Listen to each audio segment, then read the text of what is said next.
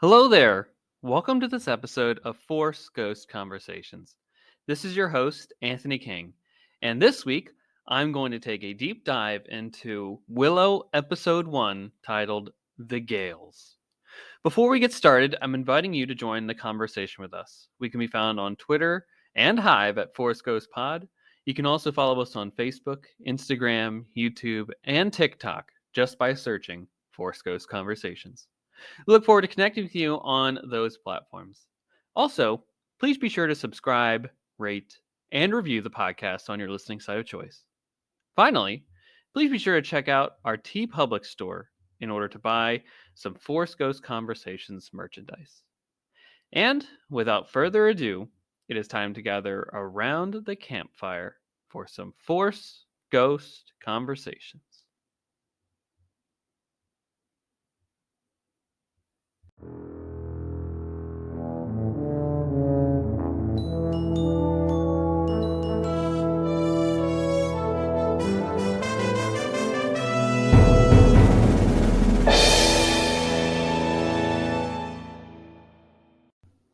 Welcome back to another installment of Force Ghost Conversations, everybody. I'm so thrilled to be joining you all on another exciting adventure for a new television series that is now on Disney Plus. It is Willow. If you've been along the Force Ghost Conversations journey from the start, you've followed us for the Book of Boba Fett, Obi-Wan Kenobi, Andor, and now we're moving slightly away from the Star Wars family here, but still within the Lucasfilm of it all. And that means we're now venturing into Willow. And spoiler alert, everybody, I loved it. I love Willow. I love the television series. I love the movie. I cannot wait to geek out with all of you each and every week about this series. It has really set a high bar for me and lived up to all the expectations I had for it coming into this series. So, we're going to talk all about episode 1 in our main portion of the show. But before we get to all of that, let's run through some amazing news that came out this week in the Star Wars and Lucasfilm realm, if you will, in our Cloud City Gossip segment. So first, like I mentioned, Willow is now available on Disney Plus. You can stream the first 2 episodes of this epic adventure fantasy story now, and then come right back here to Force Ghost Conversations to chat all about it. Next, The Mandalorian and Grogu will be back before we know it, folks. Yes, that is right. On March 1st, 2023, Season 3 of The Mandalorian will debut on Disney Plus. And what a birthday present that will be, as that date is also my birthday.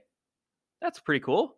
So be sure to join in on the fun here at Force Ghost Conversations, as we will certainly be covering that episode and every single one that follows suit. Cannot wait. Furthermore, an excellent new cover for the upcoming book Star Wars Jedi Battle Scars will be was released. It features fan favorite characters such as Cal Kestis, Cere, Grease, Marin, and even highlights the villain of the book, the Fifth Brother. We recently saw him in the Obi-Wan Kenobi series, and more prominently in Season 2 of Star Wars Rebels. This tale is a sequel of sorts to the fantastic video game Star Wars Jedi Fallen Order, and will serve as a bridge to the upcoming sequel of the game as well. The book will hit stores then on March 7th, 2023, so be sure to put that date on your calendar to head out to your local bookstore in order to pick up a copy. Finally, get this, everybody.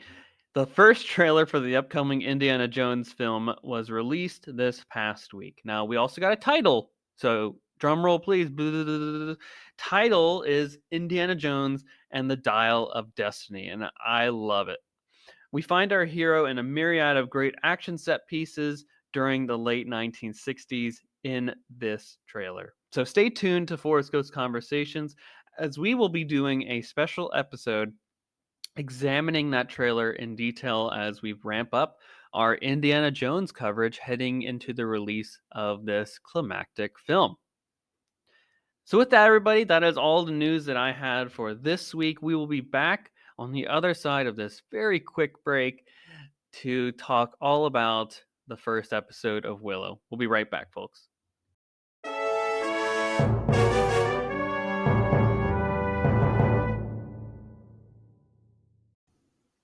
All right, everybody. Hey, what do you say? It's time to get into all the goodness that is Willow. I I'm going to be speak plainly from the heart here. I love this series. I love what it is about. I love everything about it. Everything down to the characters, the casting choices, the design of the of the sets, the design of the character, the what they're wearing, the outfits, the dresses that they're wearing, the hair choices that they're doing, the makeup. Everything about this just is awesome to me. Epic. So if you're looking for someone that's gonna critique heavily this series, it's not gonna be here. This is where we're gonna celebrate and enjoy all the fun that is Willow. So someone who had a long passion for the original film, the 1988 classic film Willow, and now 34 years later, we're finally here to celebrate this world that was created by George Lucas and have these wonderful heroes back, along with some new excellent heroes to join in the cadre of excellent characters along the way, with some new villains as well.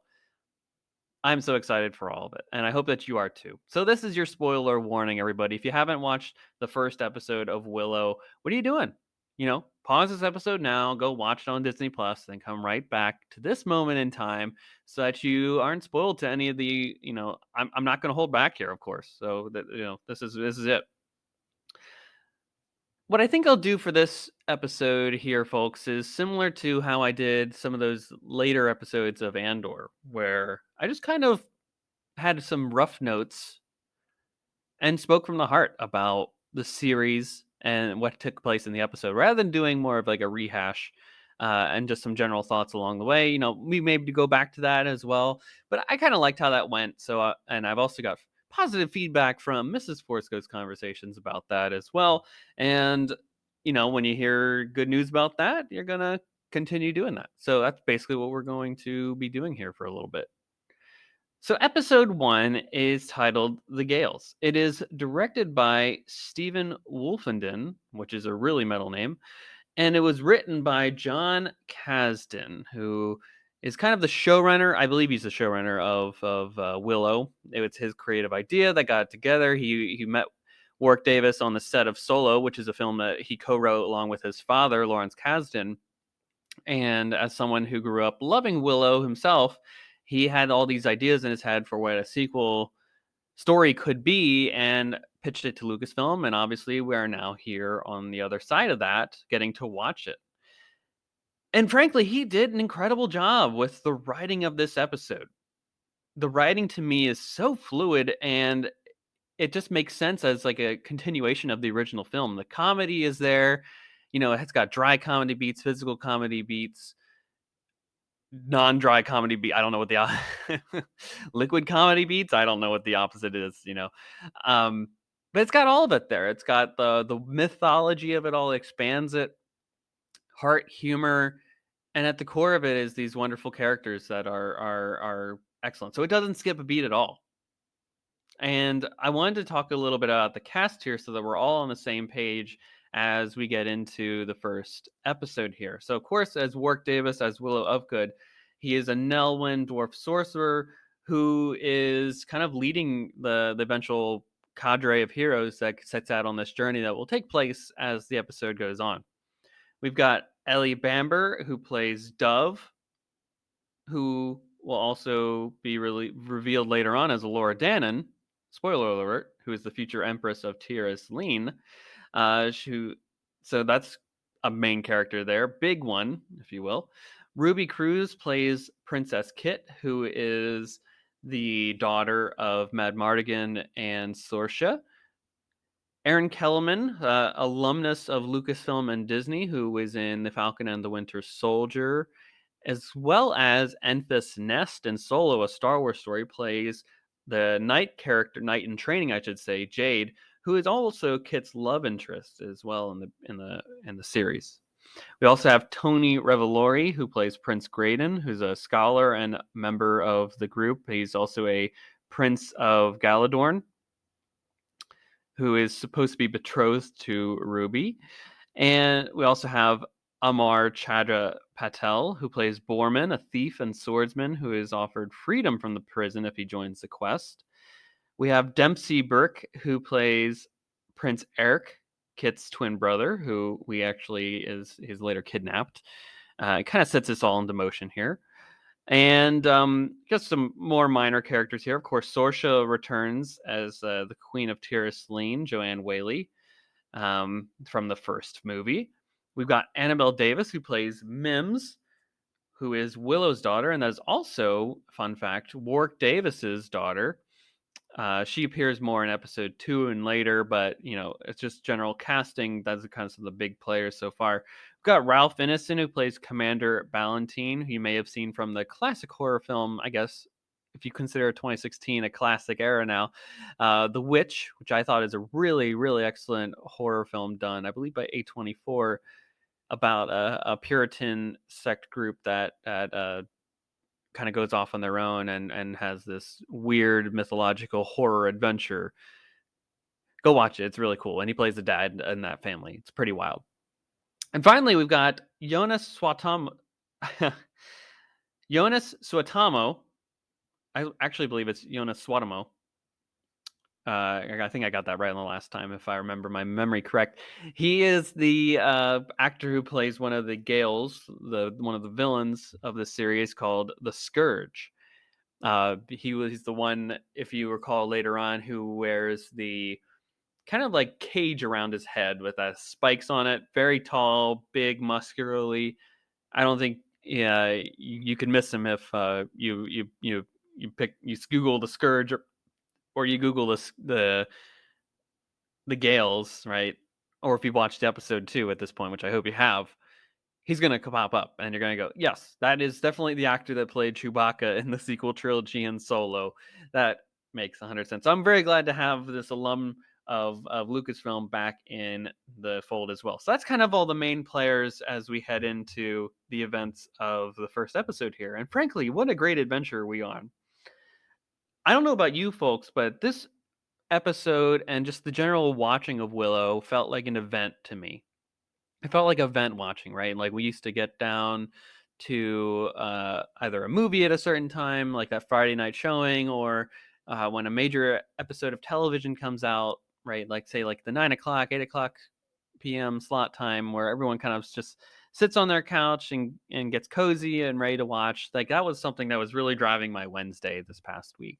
Knowing that I had 2 excellent episodes of Willow to watch. I saw all the pictures of people going to the premiere, which was awesome to see.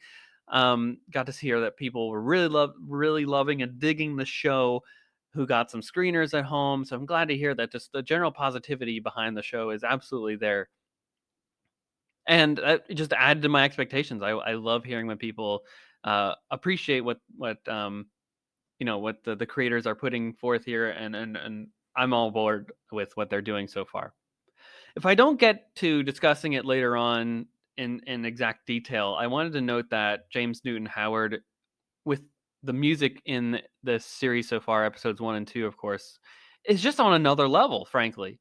It's a brilliant use of the Willow theme all throughout it, but it's appropriate. It's at appropriate parts where it's like it's callbacks to things. It's highlighting a hero moment, right? It's not overdoing it though, which I think you could do. You could absolutely overuse the Willow theme, base it in nostalgia, what have you, but that's not here at all. And I really appreciate what he's done with it so far, and I love the adventure behind it. It just reminds me a lot of Howard Shore, and of course other James Newton Howard pieces, as he's really honored James Horner with the work thus far. To start, I just wanted to comment that I love the intro with the kind of setting in the grounding in this high fantasy fairy tale of it all. And it has that book, right? That's that Willow book. It's opening the book and it's kind of rehashes the events of the first film with a little bit more detail towards it. And it reminds me of those classic Disney fairy tales. So you're thinking of the things that like Snow White, Cinderella, Sleeping Beauty, where it has those really interesting book designs that really open it up, and then you start the tale, the adventure. It goes right into the animation, and that's basically what happens here. It fits right for the genre of storytelling that exists for this series, and I thought it had great callbacks to the original movie to set up the story. I also think that this is a great entry point for people who may not have seen the first film. I did a great job, frankly, in like 3 minutes, condensing the major events of it without, all the characterization that you get, and the subtle moments. Right? It's just a Spark Notes plot by plot point of what you need to get from the first film in order to understand where we're at in the sequel series. So if you haven't seen that first film yet, I think that's enough to get you excited and be on the same page with everyone else who has seen that film for the events that take place in episode one. And also, I think it may inspire people to go see the first film anyways, which is also available on Disney Plus, and it's usually recommended after you've watched the first episode or second episode. Why wouldn't you? It's excellent too. So I think it's a lot of fun there. Um, but basically, what is said is that Willow has a nightmare vision, and basically, what the crux of that is, an ancient evil would again rise and destroy Elora Danan, heralding a new dark age. So Elora Danan, as you may recall, is the baby from the first film that is basically said to destroy Queen Bavmorda, um, and then become queen and be this new herald of great peace and prosperity for the realm. Evidently, that may not be the case, which is usually what happens, right? It falls into the line of what this action adventure serial is, right?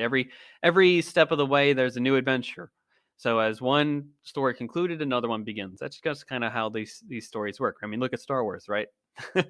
Evil doesn't die; it just rests, or it sleeps, it wakes. Like it gets awakened at various points. We rise up to meet it. That's just generally how life is at this point, too.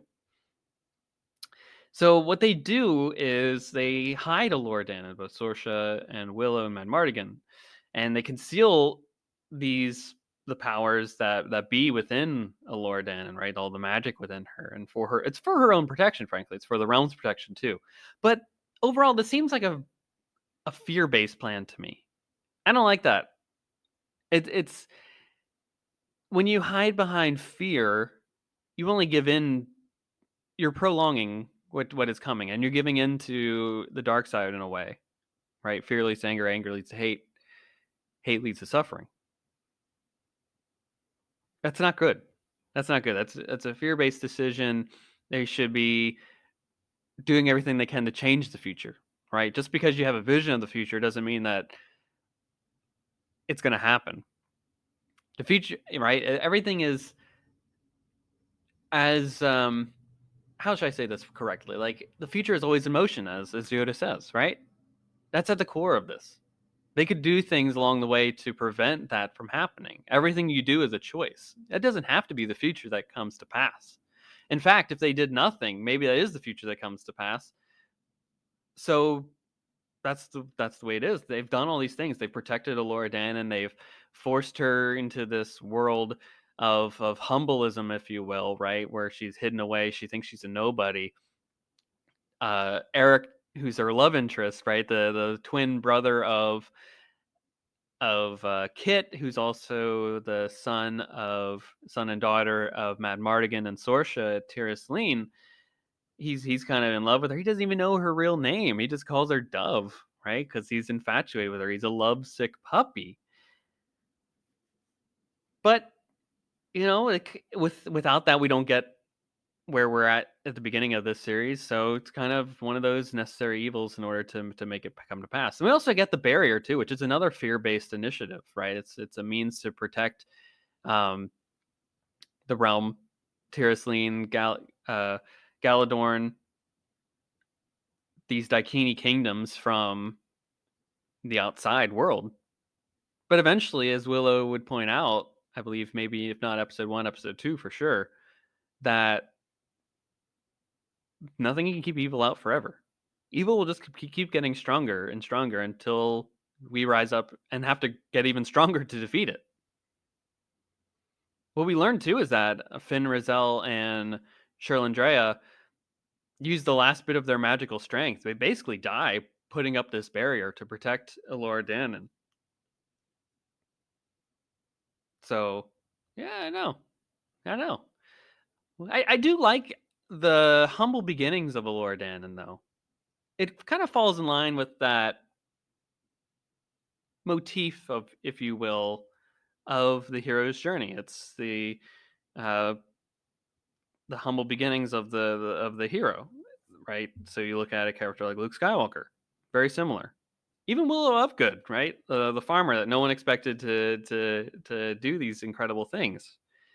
Now she's a baker who never burns her bread or burns her muffins. She apparently has some of the best muffins in the realm. And I like that she's a baker too. It's always a good skill to have, is knowing how to cook and to feed yourself, and to feed yourself well too. No one wants to eat some mush. But that just makes sense to me in the end, and I like that too, because if you grew up, it's almost like Harry Potter, right? If you look at it from another high fantasy perspective, is this character that grew up not even knowing if they had this within them, that they have to learn along the way. It's almost like we're a part of their journey as well as the audience, right? We're learning with them too. But it means they don't really have too many expectations, right? It's not like they've been fed a silver spoon their entire life. They know the value of hard work, determination. They learn skills that you may not have learned otherwise, which I think is important to the characterization of some of these folks along the way. But I want to say from the start, one of the main aspects of why this show works for me so much is the cast. How they're written, how they interact with each other. It all works for me. I hope it does for you too. I can definitely tell that Kit and Eric are the kids of Mad Mardigan and Sorsha. There are aspects of both of them that I can see within them, and it's clear that they've watched the original film so many times to get those beats down, right? You watch Eric and the way his dictation is in the talking, especially in that like court scene where they're all having that wonderful dinner as the Galadorn uh, company comes through. It's got that swagger to him, that kind of like Han-like tendencies too, if you will. If, Mad Mardigan and Han are very similar in terms of their characterization. But that's great. I also love Borman as a character too, right? This kind of roguish character who's a treasure hunter, if you will. I know he says that in episode 2, I believe. So little spoilers for some of those episodes too, but there's just a lot of mystery behind him, and he knows things about the adventures that he's been on with Mad Mardigan. Sorsha too, as much as I dislike her choices and actions in these couple of episodes that we've gotten, I don't. I understand that when you're on your own, right? Who knows where Mad Mardigan's been all these years? He, she had to protect Laura Dannon. She had to raise this family of hers, and kids of Mad Mardigan and herself are definitely some troublesome kids. I bet it wasn't the easiest time, and also run the realm. She's got to take care of a realm, and also be the daughter of this horrible evil queen. It's not easy. So I can cut her some slack a little bit there, but also be kind every once in a while. I mean, we'll talk about that in episode 2 a bit more, about I don't like the choices that she makes, but I empathize and understand with where she's coming from and the hardships that she's had to endure, the strength that she needed to have in order to get to that point. But I will say too, the villains are also really, really epic. Come on now, the Gales, that is wild. Did you see those character designs? That is really impressive to me, ladies and gentlemen. The excellent makeup design, costume design, whatever outfits they have them in, however it came together. I hope there's a behind the scenes documentary eventually of how they came together. But did you see that one person become like a freaking bird? It just turned into a dang bird, and picks up Eric after the end of the battle. There's the sorcerer who's got like a burned face that kind of just like pops in and out. He can manipulate his it's kind of like Nightcrawler from the X-Men, right? Where he can teleport places. Um, of course, Scourge, this big brawling character. And lastly, there's that final one who is like a horse rider with a mask with these whipped chains. It's so metal in their overall design and weaponry, I must say. And the fact that they use this fog, and it's probably the first time that Tira Celine has been attacked since the events of the first Willow film, is a powerful thing. So, okay, let me get into some of the plot points here as we're going through here. I just want to make sure I hit them all before we close out. So again, Eric is a lovesick puppy here. His sister Kit clearly is in love with Jade, and I love their relationship that they had between each other so far. They seemed like bounce off of each other in the right way. I just want to see more of them on screen together. But Kit is supposed to marry Prince Graydon from Galadorn, even though she's never spoken to him. It seems like that's not a great way to get married to someone that you don't have any love for whatsoever, an arranged marriage.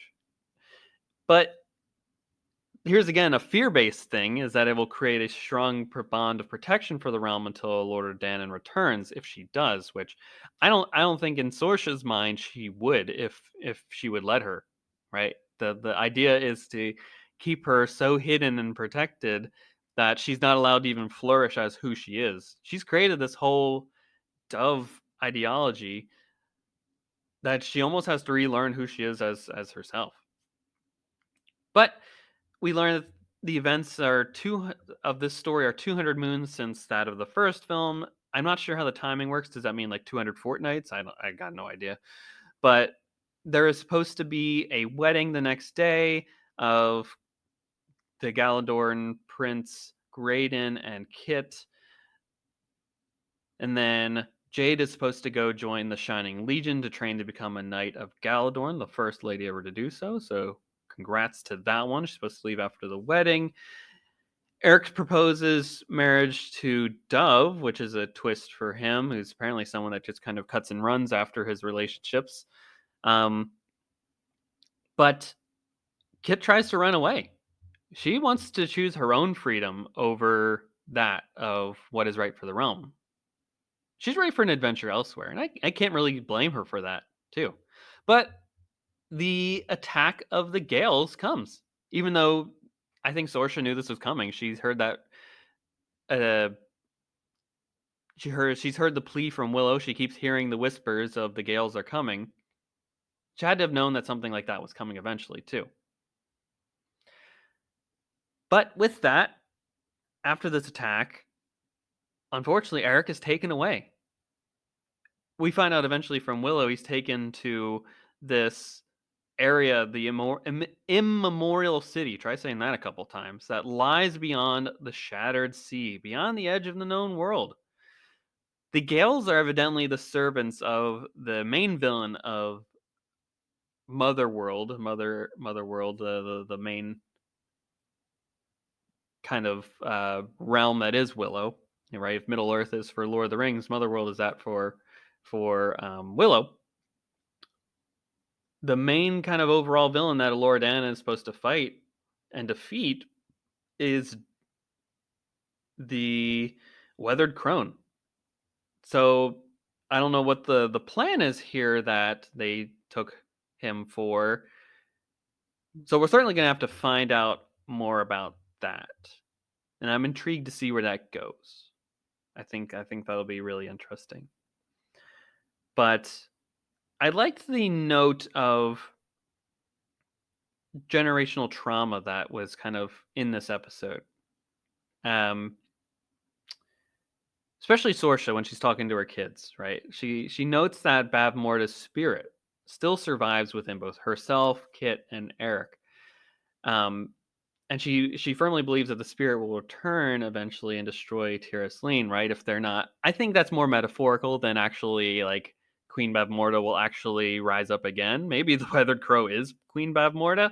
I've got no idea, but I think that is definitely more metaphorical than anything, right? If everyone has these tendencies within them, right? Luke has aspects of Vader within him, just as he has aspects of Padme in him, and Anakin too, for that matter.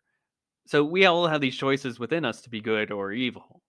And sometimes, as in Sorcia's case here, she's made some not great choices, right? We'll see how she treats Willow in episode 2 in this flashback sequence that I'm not overly a fan of. She's definitely cruel. And she's definitely not nice to some of her kids in this episodes too, right? She's definitely making again more fear-based decisions. These are the main lessons to learn from this series thus far is don't make fear-based decisions. Don't do that. It never works out. It never works out.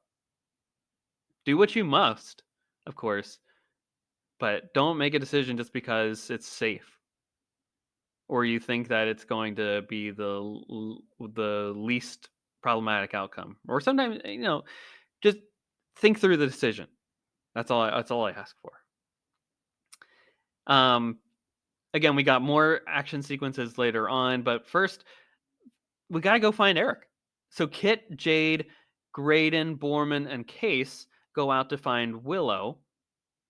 And then once they find Willow, because they need his magic, they will go in search of Eric. So this requires them to go beyond the barrier, which is a big deal for all these people who have really never been beyond the walls of Tir Asleen too much.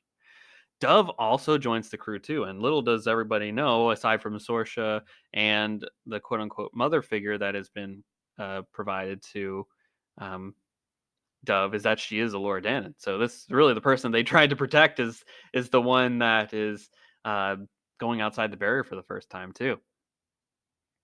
And that poor guy Case gets murdered as after they get through the barrier by the Bone Reavers, which I think is a really cool villain thing too. They've noted that these attacks keep multiplying along the outskirts of the realms, and I mean, you almost could have seen that coming. This guy was basically prophesizing his own death as he was talking. Um, but what's up with the Bone Reavers? I think that's a cool villain group in general. It's kind of this roving band of marauders going through the countryside. They have these like really cool masks on them too that are like skulls, kind of similar to General Kale from the first film. Are they supporters of General Kale? Are they like people who like were inspired by him and I wanted to like keep that imagery alive? I don't know, but I'd love to learn more about their mythology and culture. And they clearly remember Borman, so I think there's definitely a history there too beyond them. They knew him by name. And of course, we are introduced again to our hero, Willow of Good. Even though there's the great Silas interaction between them as he tries to uh, suggest that he is Willow so that the group will go away. Because I imagine many people come by trying to uh, see the great sorcerer again. And he says, Willow, yep, that's me. I'm Willow. Thought that was a good comedy beat. So we definitely laughed out loud on the couch here in the Force Ghost Conversations household when that came to pass. But the real Willow stands up, though. Warwick Davis is back, and the classic emotional theme from the first film plays in the background.